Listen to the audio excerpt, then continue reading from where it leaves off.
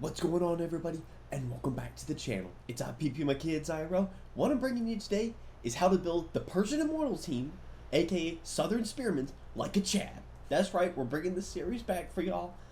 It was a big hit back whenever we were playing, my dog. It was a big hit whenever we were playing the Lord of the Rings game. So I'm gonna bring it back for y'all, the Chad series.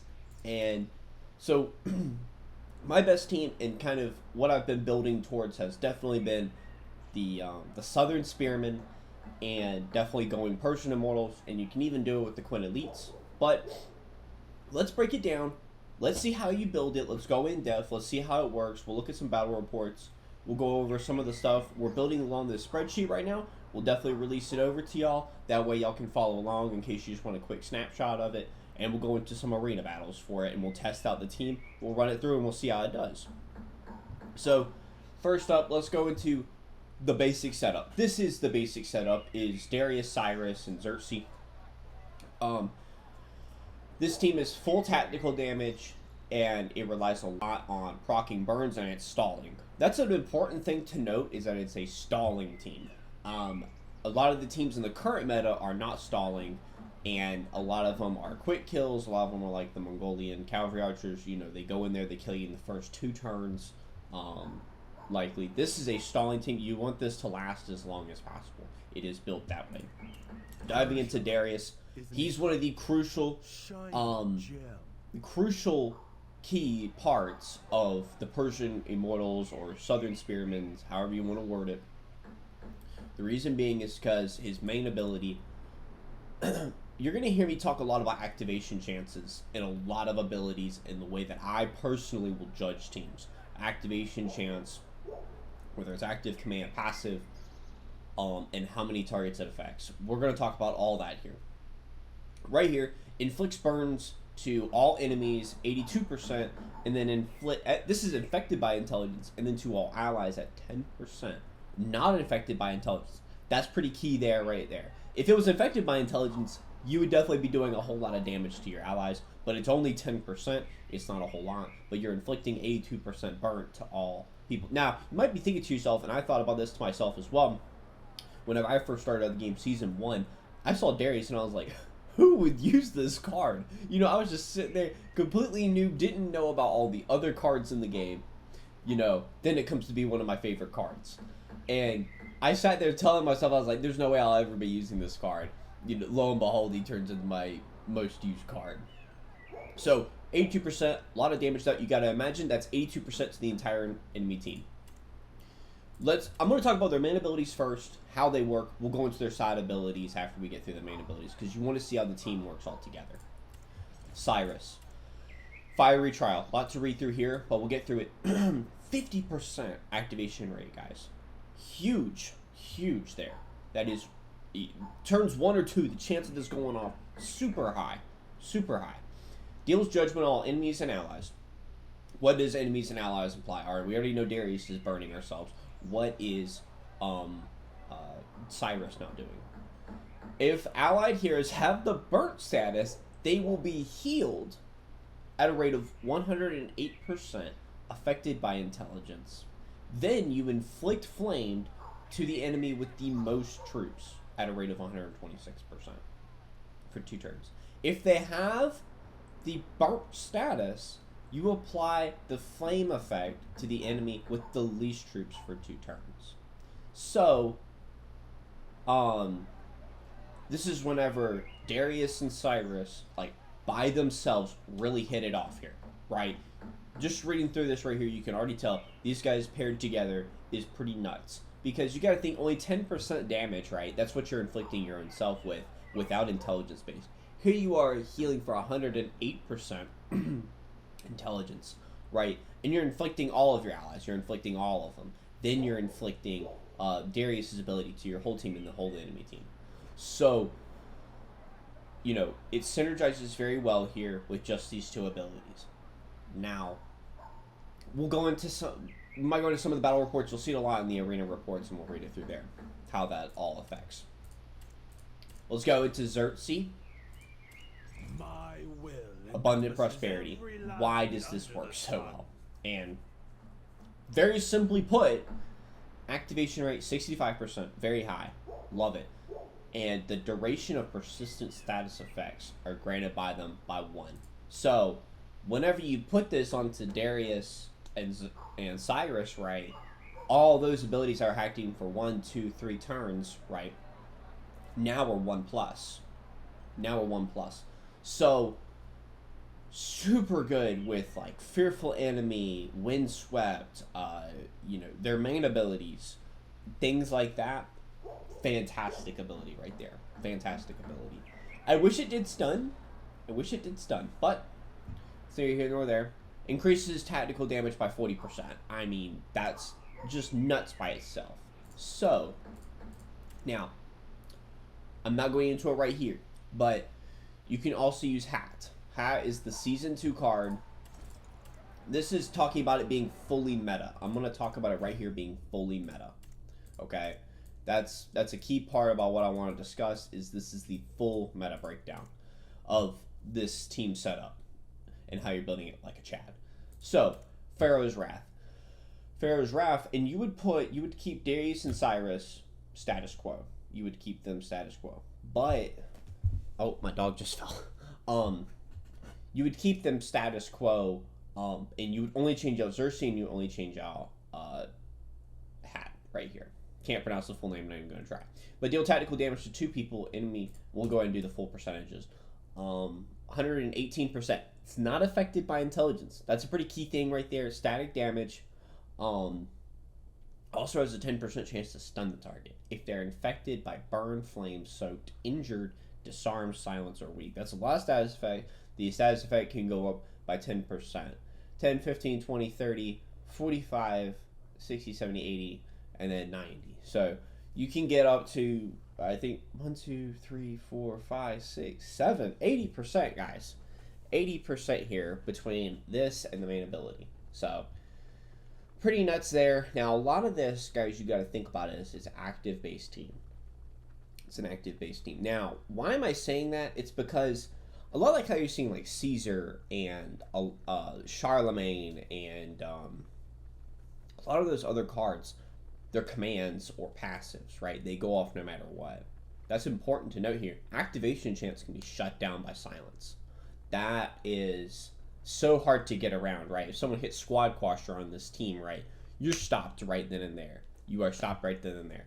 That's the one thing that's going to really kill this team, is a silencing enemy team. Like Unhinged, on the Mongolian Cavalry Archers. Really, just, they already beat this team no matter what. But you're going to see, like, no counterplay involved whenever you're facing that team. So, Season 2 Hat, give or take, I would say it's slightly better than Xerxes. I'm not about to sit here and say, like, this is 100% always what you have to do. I do think it is better. I will say that. You are giving up more tactical damage and persistent effects. I think in the current meta right now, I think it is favoring ending the rounds as quick as possible. I think Hat will do that better than Xerxes will. I think he will get the job done quicker, right? You want the turns right. The game, the way it's set up right now, is most games are ending between 4 turns. The team, like, this team is meant to go on for 8 turns. It is meant to go on for as long as possible. So, I think in the current meta right now, Hat is definitely better than the Xerxes setup. So, let's go into how you're going to build these people, what you put on them, and their traits, right? Quick side note, 120, you get these are all S, then you get the bond bonus, you deal with 3% tactical damage. You don't get that with Hat. I'm not sitting here saying that 3% is going to be the end-all be-all, but it is something to note. You get the faction bonus, and then the Spearman training, you'll get 2.5% there, 10% there. So let's go into how you build these people, and the more optimized routes that you're going to need in order to just wax the floor like a Chad. Majestic Flames, I think, is the bread and butter. Deals tactical damage to 1 to 2 enemies at a rate of 160%, not based on intelligence. If the target is already burned or flamed, right, deal additional tactical damage at a rate of 80%. We already know what Cyrus is doing. We already know what Darius is doing, right? Bread and butter right there. Easy additional damage. This is the easiest thing to put on them, is Majestic Flames. Courage and Diligence. This is This will only ever be used on him. It will. It will only ever be used on Darius or Cyrus, and it will be whenever they're put as chief, basically, because of the way in the first 2 turns it reduces damage dealt, sure, by 12%, but it reduces the damage taken by 30%. You want this on your chief, right? There's a lot of mechanisms built into the game to snipe your chief. You want that on your chief right now. So that's infected by intelligence. This combined with skipping over to here, Persian Immortals, right? The way the game is stacked right now, there is no... Be quiet. Hey. The way the game is stacked up right now, there is no reason to not stack percentages. There's not. So you got that 30%, then you got that 24% right here. This effect weakens by 1/6. So you are doing your absolute best to stave off into the higher rounds right now. That is what Persian Immortals is so good for. That's the reason why it is so good on this team in comparison to using on the Zhang team, right? The Zhang team can also use this, but this team does it good because this team needs to go into the later rounds. You will see Cyrus hitting for 10k damage, 10k healing, you know, especially whenever you put Xerxes up there and you're increasing all the damage done, all the persistent effects. So then starting from turn 3, increase the chance of activating skill by 12% and tactical damage by 24% for 4 turns. So, I mean, you can't get any better than that, right? This is the best, one of the top 3 abilities for Darius, without a doubt. And you're only ever going to use this on him, right? The only other person I can see you doing this with is Suwon or Suwu as chief, but you mainly want to be using Zhang as chief. So you guys, that's basically how that works. Not talking about traits just yet. Cyrus. Justice, Invulnerable, Healing Hands. Could put Persian Immortals on him if you want to try and move things around a little bit. But I think Justice with him in the middle, right? Justice with him on the middle is going to be probably pretty key because you want Justice hitting on Darius, right? You want to keep your chief alive as long as possible. So I think Cyrus, whenever he's put in the middle with Justice, this is so good. You prepare for 1 turn, then deal tactical damage. Then you also heal 2 enemies from your army at a rate of 152% affected by intelligence. So 50% activation rate right here, guys. 50%. Like what Cyrus's main ability, so it's going off every other turn. I'm not the biggest fan of prepare turns in the current meta. You'll hear me say that a lot in the current meta because things shift and things move around. But this is, so long as it hits turn 1, you're going into turn 2, you're healing a lot of that initial damage that's going off right now. A lot of these games, they're ending quickly. You need to be healing up as much of that richer damage. Mongolian cavalry archers, if you can stave them off about as best as you can, right? A lot of those high-hitting damage teams, you want to try and stave them off. You want to get that healing going off right there. Vulnerability. I think this is pretty key. Stack a shelter for 1 turn, infected by intelligence. It goes off instantly, 40% activation rate. I think if this was 35, I wouldn't even consider it, but 40% activation rate is very stable. I think that is the it's a little bit more of a sweeter spot in terms of what I think is a good ability that should be put on someone is 40%. It goes off on 2 people, stack a shelter. Y'all know if they get hit by any sort of a means, it blocks that damage. So, Xerxes. You can build Xerxes a lot of ways. Okay, you can. The way I think Cyrus and Darius are built, a little bit more set in stone, right? The way that I personally think they should be built. But the way you can build Xerxes is a lot of different ways depending on the route that you want to go. I have mine set up right now with Chief's Call.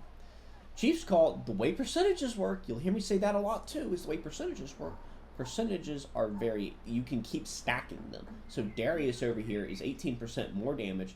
The way damage is worded, that's physical and tactical damage. That's right off the bat, before your turn 1 even goes off. You're at 18%, and that's basically counteracting the deficient of the courage and diligence, right? You actually negate that. Then he actually gets that back, right? And then goes up to the full percentage of damage that he's doing. Then he's reducing the damage he takes. This words hit him and Cyrus, okay? I saw a lot of people get confused about that. I've helped out a few people, and they say the same thing. I initially thought it, and then I read the battle reports. It works on Xerxes, and it works on Cyrus. So, the other best thing, I think, is Healing Hands. I don't like building Cyrus with Invulnerable and then also throwing Healing Hands. I think that's a bit much, but I could be wrong. I could give it a shot, but um, I do think Healing Hands, the way I have it set up right now, is it's like with my Mongolian Cavalry Archers right now. You know, you do have to think a little bit about that. Is like this ability does work very well on this team. This ability works fairly well on this team. You know, I wouldn't really want to put Chief's Call on my Mongolian Cavalry Archer team, or you know, my Archer team, things like that. Xerxes, no matter what, he's definitely going to get paired up with your troop skill. There is no way around it. You should 100% be using your troop skill on Xerxes. Quintily Soldiers is also a high consideration. It is. Like, if you want to change things around, see if things are working for you, you could use Quintily Soldiers here, and do it that way as well. So, the only other couple abilities, looking at my spreadsheet, Turning Point. Turning Point's an interesting ability. I think Turning Point could also be used in place of Chief's Call. And if you want to use Chief's Call and Turning Point, that's also something there. Weapon Compensation and Perceive and Persist, those are kind of abilities you could throw on anyone. I just think that they're such great abilities, guys. You could put them on anyone and they're going to work well, right? Those are kind of those level of abilities that you can work with is Perceive and Persist, Weapon Compensation, and then Quintily. So you can also do, if you want a damage ability, I think the best one to do is Exploitive Overindulgence, based on the way he's the way that you want to try and prevent as much damage coming into you as possible. Fortunately, like I was checking right here, it doesn't work with his main ability, or weak doesn't apply with Abundant Prosperity. So, wish it did, but it doesn't. Talking about Hat, let's talk about Hat and the way that you need to build her. You're going to build her just like how you do Xerxes, but instead of using like Chief's Call or things like that, you're going to be more focused on trying to apply as many of these as you can. I think Windswept on her, Darius would be fine. I just think Darius should be left alone with like what his abilities are right now. I do think Windswept would be fine, but I think the best thing to do is Exploitive Overindulgence, because weak is not being applied at any point on this team. So Exploitive Overindulgence on her, 100%. I do think that's the best route, and then Person Immortals are Quintily Soldiers. I do think Quintily Soldiers on this team with Hat might be a little bit more meta, because Silence also, the way Quintily Soldiers will work is you can also apply Silence whenever you're applying actives. So that is a very good possibility if you're going for more damage and you want to be extremely aggressive. Persian Immortals will also work just fine because her main ability is active as well, so you'll get that benefit there. She does lose the 3% tactical damage. I don't think that's really gonna make it or break it. I just think it should be noted as well. They aren't adding people into those. From what we're seeing, they are not adding people into those groups. Bit disappointing. I would like to see just people added in there, right? You know, just we obviously think that she should be involved in that. Now, you guys might be thinking, PvP, this is the most extreme meta builds. I have these cards, how can I build them? So, what I'm going to show y'all is now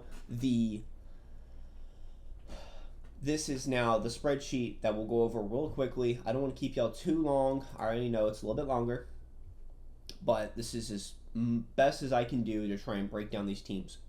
The way I have this listed out right now is, you know, the reds, the ones in red, you know, as y'all saw in the meta breakdown, we're going to keep it on the same page here. That way everyone can kind of follow along. The red, you know, we're definitely going to be putting as you need these two to make this team work in the current meta. You do. The greens, you can swap in and out. Those are the optimal pieces that you can put in place. Sure, they might be a little bit better. And people are going to argue in chat all day long. This is better, that's better. I've had better luck with this. The way RNG works, guys, it can go hit or miss, right? It can go hit or miss. I want to put in the purples here because people are probably going to give me a lot of flack for these by more than anything else in the video, right? But you also guys got to consider not everyone is able to drop hundreds of dollars on this game and they get lucky and they get majority of these teams set up in these. So Our, our dash, um, our dash I put in here as probably the one that you would put in here more often. It does pair with the 3%. I think if you're going for as much value, bang for your buck as you can, you could put our dash in here. I'm putting abilities on them because you can't spend all of that money on everything, right? I'm putting purples in there as well, or quicker access to the gold abilities. Some of these gold abilities are easier to get to. They're people that you've probably pulled, so I'm putting those in there as well. So,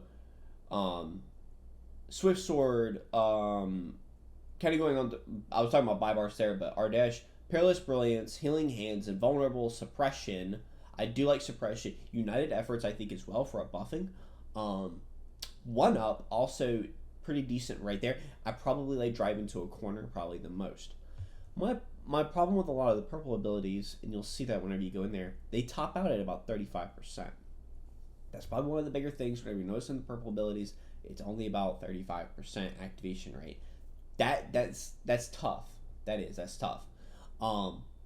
Bybars and Serena, I think, are two possible ones. I do think Bybars might be a little bit better than Ardesh here. Possibly, depending on how things go. He is S in Spear. He's got Swift Sword, Lose, Relentless Chase. Very basic abilities. You can put that on just about any physical damage. But let's just say you're going for a little bit of Valor, Ambush, Desperate Duel. I think those are easier to get to. Desperate Duel, I probably think is probably one of the better ones. I do like Desperate Duel. It just has low activation rate. It's Valor, Ambush. I think, remembering back, I think they're a little bit higher than 35%. Serena, same setup, right? I try and go for as high activation insta-cast as you can, especially to work with Bybars and Serena. So, now, I did skip over traits. I will run through traits right quick, and I will leave y'all be. So, let's run in there real quick. Let's look at the way I have them set up, and the way I think they need to be built in traits. Darius, straightforward as can get. He really is. He's straightforward as can get. Killing Machine, focused. Right there. Bread and butter, nothing else. Don't even try. Cyrus. This is my opinion on Cyrus, and this is Season 2 Cyrus. This is Season 2 Cyrus. This is not Season 1. But you can't even do traits in Season 1 anyway. But you might build him differently because of the way that the way things go. Cautious, Concentrated Mind, and Interference. I like this build. It tries to stall out about as much as you can. 18% healing here with Fiery Trial and Justice, which is his bread and butter. And then also Invulnerable or Healing Hands. Man, that's a lot of healing going off right there. That's the money. Interference, I think this is good. A lot of people in the current meta, 6%. That's giving you about as much room for these guys to pop off as you can. Xerxes, I've got Lauren enemy here. I love this. I love this on him. It's the best thing. It counteracts with Chief's Call if you got it. You get 8% back.